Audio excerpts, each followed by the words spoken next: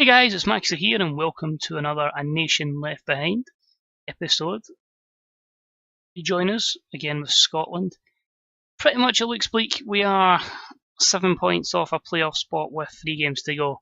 So it really is a case of must win all 3 games and hope for a bit of luck. So it might be the start of the rebuild that you are watching as we take on Lithuania in today's match. And if I just take you to the tactics screen, you'll see we went a bit bizarre again, a bit more attacking.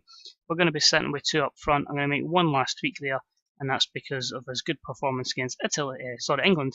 We'll put Jordan Rhodes as, I'd probably best say, as a target man support. So we're going to line up in goals with Craig Gordon. It's going to be a lopsided defence. Tierney on the left. He'll probably sub at half time with Andy Robertson due to fatigue issues. Liam Lindsay on the left of the 3, joined by Christoph Berra and John Suter. Akichi Anya plays instead of Phil Bardsley, again because of the fatigue aspect.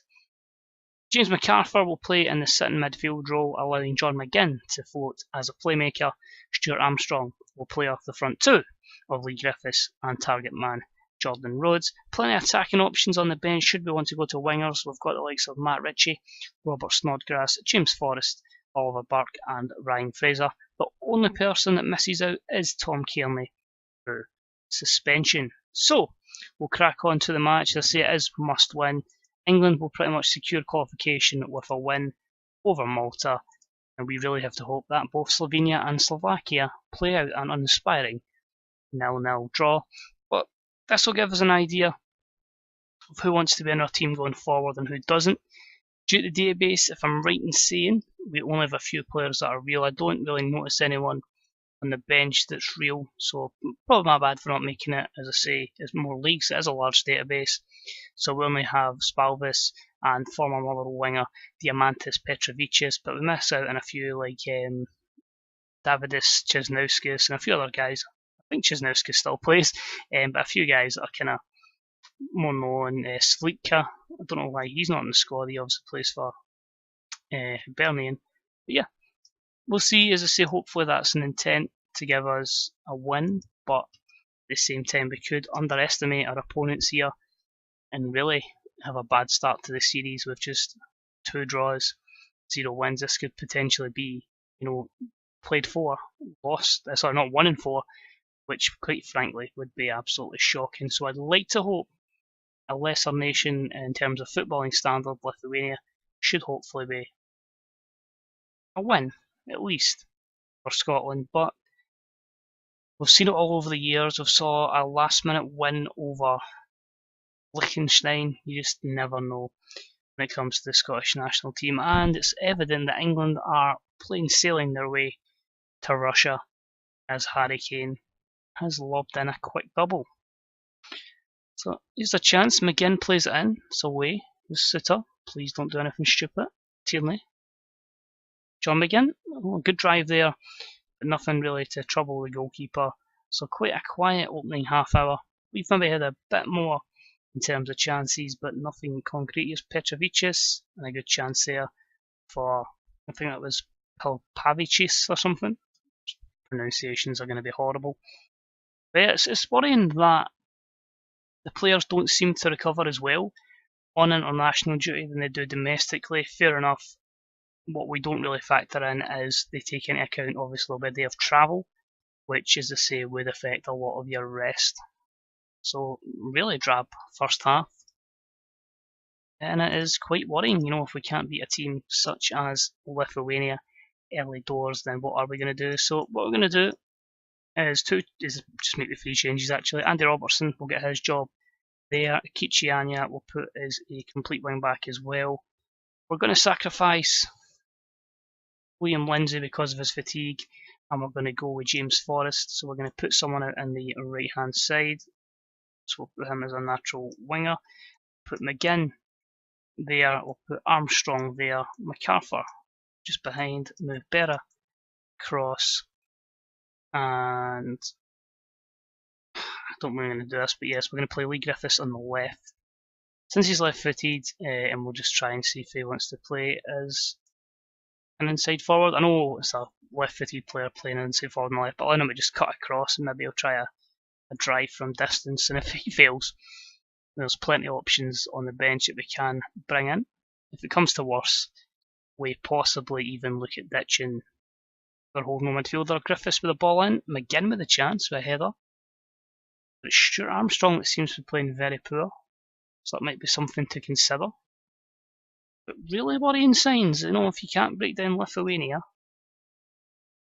what hope has the country got going forward? But here's Robertson to Griffiths.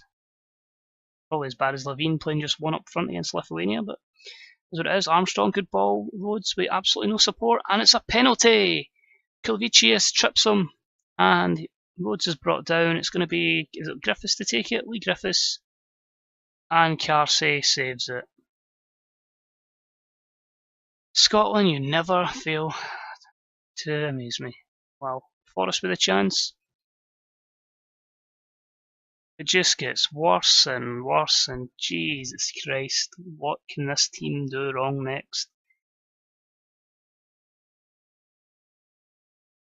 So yep, Stuart Armstrong's going to have to come off. I think we're going to bring on Callum McGregor.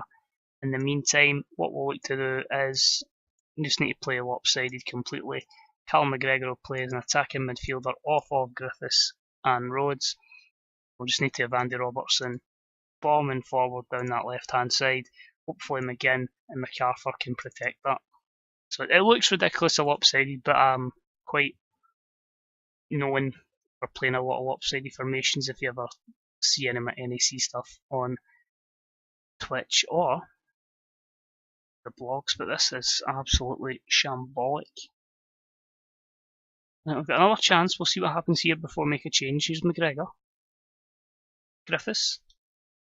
McGinn. McGregor. Rhodes, please square this. Robertson. Griffiths. Oh my lord. Gonna have to go overload, and we really just need to go with two advanced strikers, in fact. Just try Rhodes as that target man, just anything to nod it down. I think the way this Scotland save is going, it's going to be a case of there'll be a few matches that are really poor until we just bring through the next generation. Forrest, it's another penalty. Rhodes is fouled again. Jordan Rhodes will take the penalty. Can he score the goal? Put Scotland in front. He's hit the bar. I don't believe this. What the hell is going on? This is why sometimes I just prefer doing live comms, because you see it in real time and it's no fake expression. It's another penalty! Fucking hell! McGregor's going to take this one. Can we score? Oh my god, he's missed it! Finally! Unbelievable scenes. We have missed 3 penalties in this one game. But Callum McGregor scores the rebound. And now Statsrus has been sent off. This is all kicking off. I don't believe it. But yeah, when you do it live time, you get the natural reaction and you don't get someone phoning it in. But Jesus Christ, I don't think I've ever had a game ever in FM where I've missed 3 penalties. So somehow, some way, we've managed to win. There you go. Look, Cal McGregor 85, missed penalties on 60, 82 and 85 as we pick up the 1-0 win. Just absolutely crazy. But what I'll say, it does look like everything else has went in our favour. I'm going to say, you've been very lucky here to pick up that victory. But God, we have got to improve those 2 games coming up. So if we take a quick look at Group 6, in a second we'll read the news items. Give this a hyperlink there, that's fine. We're pleased with the victory, but what I will say, despite the fact we're still in with hope, 1 point behind Slovakia, 5 behind Slovenia, the reality is I think both will have an easier fixture at 1 point if we just quickly get through these fixtures. So that'll be October when we next play. So you can see there, Slovakia at Malta, so you'd expect Slovakia to go at 16. So if we win to Slovenia, there's still a chance. But I think that'll all be over and done with. Slovenia, there's still a chance. It's very, very unlikely, but if we can beat Slovenia and England do the business and win their 2 games, there just maybe be the slightest little chance. So I'm going to leave the video there. Thanks for watching, guys. I hope you join us for that massive game against Slovenia. few questions I'll ask, as always. If anybody's won the World Cup with Scotland, let me know how you done it. What miracle did you get? And have you ever in any game of FM missed 3 penalties? Mental. But just watching, guys, much appreciated as always. Likes, subs, comments, all deeply appreciated. I'll try and get back to all comments if they're posted. And yeah, thanks for watching. I'll see you next time for that big, massive match in Slovenia. Take care.